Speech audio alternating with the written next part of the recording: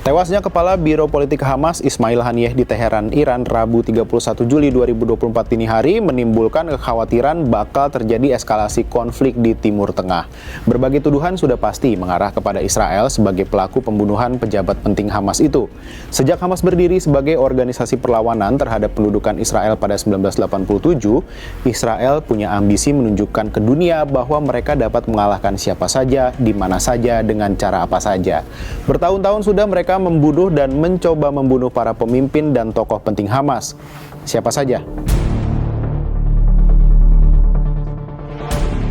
Sebelum pembunuhan terhadap Haniyeh, Israel sudah membunuh atau mencoba membunuh sejumlah tokoh Hamas. Beberapa operasi pembunuhan itu menewaskan tokoh yang ditarget meskipun ada pula yang gagal. Upaya pembunuhan mantan pemimpin Hamas, Khalid Meshal, dengan racun pada 25 September 1997, termasuk operasi yang gagal. Meshal terkulai lemah di rumah sakit militer karena racun di pembuluh darahnya mulai mengacak-acak sistem pernapasannya. Dengan bantuan oksigen yang dipompa ke paru-parunya, ia setidaknya masih punya waktu bertahan hidup selama beberapa hari. Hanya obat antidot yang bisa menyelamatkan nyawanya. Satu-satunya orang yang bisa memberikannya adalah orang yang justru ingin membunuhnya, Perdana Menteri Israel, Benyamin Netanyahu.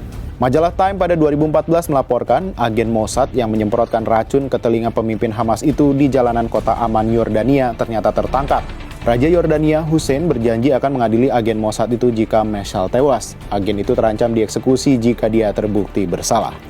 Presiden Amerika Serikat kala itu, Bill Clinton, yang mendapat tekanan dari dunia internasional atas upayanya menjadi penggagas kesepakatan perdamaian antara Israel dan dunia Arab. Clinton akhirnya turun tangan dengan meminta Netanyahu memberikan antidot bagi Meshal. Netanyahu terbang ke Amman dan meminta maaf pada Raja Yordania. Meshal pun selamat dan sejak saat itu ia dijuluki Sang Syahid yang hidup. 7 tahun berselang, pada 2004 Israel membunuh salah satu pendiri dan pemimpin spiritual Hamas, Sheikh Ahmed Yassin, lewat serangan rudal helikopter. Saat itu Yassin hendak sholat subuh di sebuah masjid di kota Gaza. Setahun sebelumnya Israel pun sudah berusaha membunuh Sheikh Ahmed Yassin di rumah seorang anggota Hamas di Gaza. Namun upaya ini pun gagal. Ribuan warga Palestina kemudian menggelar unjuk rasa di Gaza atas kematian Yassin dan mengancam akan balas dendam membunuh orang-orang Israel. Kematian Yassin memicu protes dan kecaman dari wilayah Palestina dan umat Islam di seluruh dunia. Peristiwa ini pun menandai eskalasi signifikan dalam konflik Palestina-Israel. Ada juga Abdel Aziz Al-Rantisi yang juga menjadi incaran Israel. Al-Rantisi tewas saat mobil yang dikendarainya di kota Gaza diserang rudal dari helikopter Israel pada 17 April 2004. 2 anak buahnya juga tewas. Pembunuhan itu terjadi tak lama setelah dia mengambil alih posisi pemimpin Hamas di Gaza setelah Yassin tewas.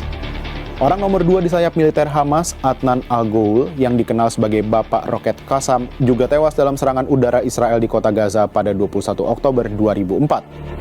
Nah, ulama yang dianggap sebagai salah satu pemimpin politik garis keras Hamas, Nizar Ryan, juga tewas bersama keempat istrinya, 10 dari 12 anaknya, dan 2 tetangganya. Mereka tewas dalam pengeboman di kamp pengungsi Jabalia pada 1 Januari 2009. Waktu itu, Israel tengah menggempur jalur Gaza. Adapun Ryan adalah tokoh yang menyerukan agar bom bunuh diri kembali ditargetkan pada Israel. 2 minggu kemudian, serangan udara Israel juga menewaskan Menteri Dalam Negeri Hamas, Said Siyam, di jalur Gaza pada 15 Januari 2009. Siyam bertanggung jawab atas bidang pertahanan dan keamanan Hamas, termasuk menangani 13.000 polisi dan petugas keamanan Hamas.